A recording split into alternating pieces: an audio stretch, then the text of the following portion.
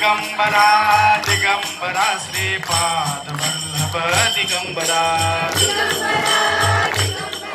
मंडळाने भात ठेवलाय भात आज काय घरी जाऊन जेवण करायचं नाही काय माझ्यापर्यंत दत्तापर्यंत आवाज जाऊ द्या दिगंबरा दिगंबरा श्रीपाद वल्लभ दिगंबरा